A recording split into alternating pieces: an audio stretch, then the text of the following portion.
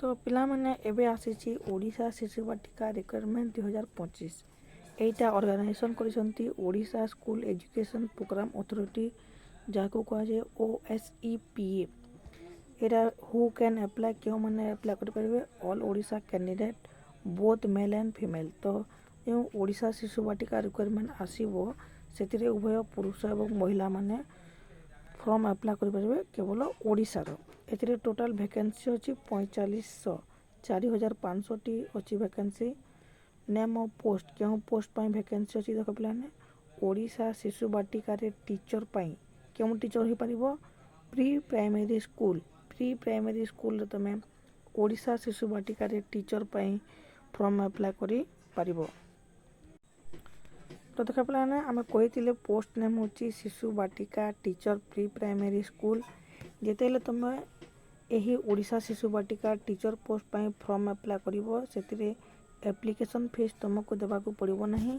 तमे SC ST OBC general handicap किंबा जेकोसी फीमेल हुओ यही समस्त कैंडिडेट मानक कौनसी एप्लिकेशन फीस देबाकू पड़िबो नहीं। एवं ये जो एप्लाईटा हेबो ताहा ऑनलाइन माध्यम रे प्लान केमिति ऑनलाइन मोड रे तमर एप्लिकेशन फीस हेबो। एथि पई एप्लाई डेट केबे आसीबो तो एप्लाई डेट तमर नवेम्बर नहले डिसेम्बर तमर एप्लाई पई तारीख आसीबो। प्लान ओडिशा शिशु बाटिका रे एप्लाई डेट नवेम्बर नहले डिसेम्बर तमर आसीबो। तो एटा होची plan type of job Etah government job पिला माने एथिपाई तुम ऑनलाइन माध्यम रे फॉर्म अप्लाई करि परिबो। तो तुमर एप्लिकेशन डेट नवेम्बर और डिसेम्बर मध्य रे आसीबो। एथिरे तुमको सैलरी पिला माने 3000 रु 20000 टंका फॉर मंथ सैलरी तुमको मिली पारे। मनला एटा होची प्लान ओडिशा शिशु बाटिका टीचर पाए प्राइमरी स्कूल रो टीचर पाए।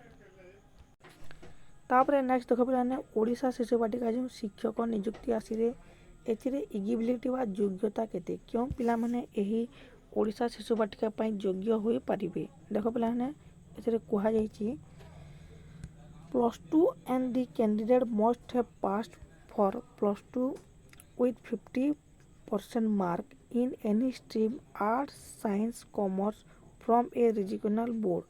जदि तुम ओडिशा शिशु बाटिका रे फॉर्म नियुक्ति करबा पई चाहुछ ताले तुम +2 पास करितबा निहाती आवश्यक।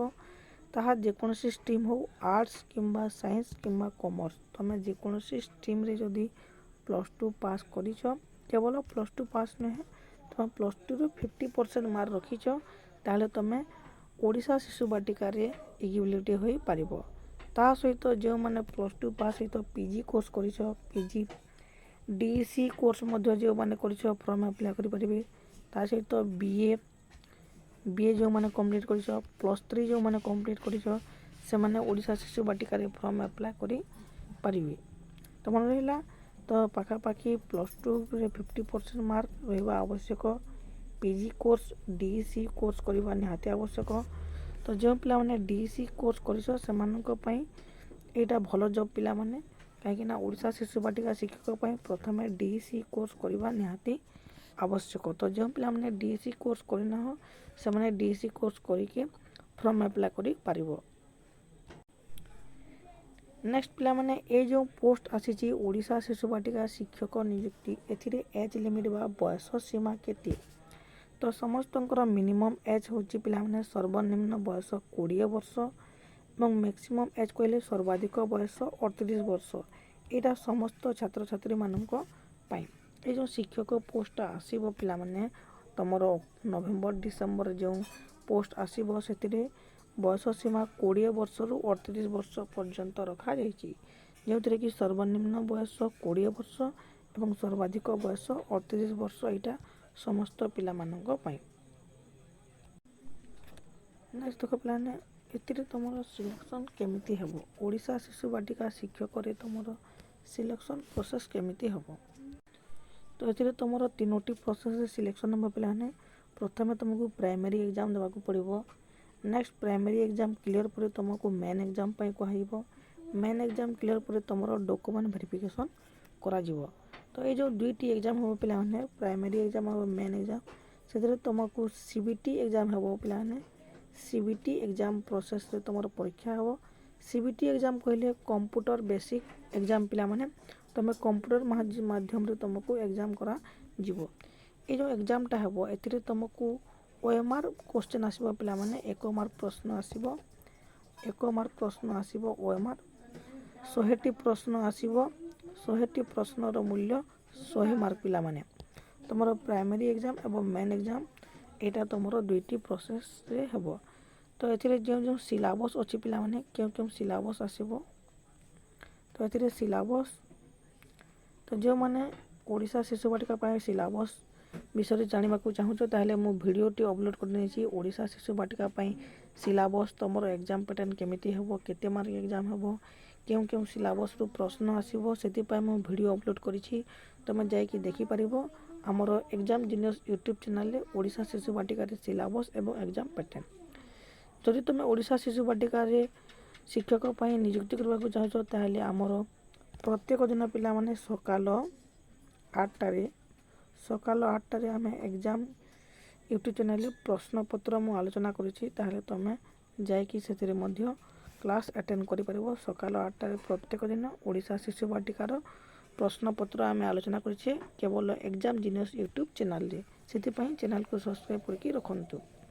ମହିଳା ପିଲାମାନେ, ଏ ଥିଲା ତୁମର ସିଲେକ୍ସନ୍ ପ୍ରୋସେସ୍। ପ୍ରଥମେ ପ୍ରାଇମେରୀ ଏକ୍ଜାମ୍ ହେବ, ମେନ୍ ଏକ୍ଜାମ୍ ହେବ ଏବଂ ଡକୁମେଣ୍ଟ ଭେରିଫିକେସନ୍ ହେବ। ତୁମର ଯେଉଁ ଏକ୍ଜାମ୍ ହେବ ପିଲାମାନେ ପ୍ରାଇମେରୀ ଏକ୍ଜାମ୍ ଏବଂ ମେନ୍ ଏକ୍ଜାମ୍, ଏଥିପାଇଁ ଆମେ ପ୍ରତ୍ୟେକ ଦିନ ସକାଳ 8ଟାରେ ଡେଲି ଭିଡ଼ିଓ ଅପଲୋଡ଼ କରୁଛୁ। ତୁମେ ଯାଇକି ଦେଖିପାରିବ। ନେକ୍ସଟ ତାପରେ ଦେଖ ପିଲାମାନେ ଓଡ଼ିଶା ଶିଶୁ ବାଟିକା କାର୍ଯ୍ୟକ୍ରମ ପାଇଁ କେଉଁ ଡକୁମେଣ୍ଟ ଆବଶ୍ୟକ। ତୁମର 10+2 ସାର୍ଟିଫିକେଟ୍ ଆବଶ୍ୟକ, Aadhaar card, caste certificate, handicap certificate, mobile number, email ID, passport size photo. ତ ଏହିସବୁ ଡକୁମେଣ୍ଟ ତୁମର ଓଡ଼ିଶା ଶିଶୁ ବାଟିକାରେ ଆବଶ୍ୟକ ହେବ। 10+2 ଯେଉଁଥିରେ କି ତୁମର ନାମ, ଆଡ୍ରେସ୍, ଡେଟ୍ ଅଫ୍ ବାର୍ଥ ଥିବ, ଆଧାର କାର୍ଡ଼, କାଷ୍ଟ ସାର୍ଟିଫିକେଟ୍, ଯଦି ହ୍ୟାଣ୍ଡିକ୍ୟାପ୍ ଅଛ ତାହେଲେ handicap certificate, mobile number, email ID ଏବଂ ତୁମର ପାସପୋର୍ଟ ସାଇଜ୍ ଫଟୋ। ତ ଏହିସବୁ ଡକୁମେଣ୍ଟ ତୁମର ଆବଶ୍ୟକ ହେବ। ତ ଏଥିଲା ପିଲାମାନେ ଓଡ଼ିଶା ଶିଶୁ ବାଟିକା ଶିକ୍ଷକ ପାଇଁ ରିକ୍ୱାରମେଣ୍ଟ। ଆଶା କରୁଛି ତୁମ ପାଇଁ ଭିଡ଼ିଓଟି ବହୁତ ହେଲ୍ପଫୁଲ୍ ହୋଇଥିବ। ତା ପୂର୍ବରୁ ଯେଉଁମାନେ ଚ୍ୟାନେଲରେ ନୂଆ ଅଛନ୍ତି ଆମର ଏକ୍ଜାମ୍ ଜିନିୟସ୍ ୟୁଟ୍ୟୁବ୍ ଚ୍ୟାନେଲକୁ ସବସ୍କ୍ରାଇବ୍ କରନ୍ତୁ। ଯଦି ଯାହାର କିଛି ଡାଉଟ୍ ଅଛି ତାହେଲେ ପିଲାମାନେ ତୁମେ କମେଣ୍ଟ ସେକ୍ସନରେ କମେଣ୍ଟ କରିକି ଜଣାନ୍ତୁ। ମୁଁ ତୁମର କମେଣ୍ଟର ରିପ୍ଲାଏ ନିହାତି ଭାବରେ କରିବି।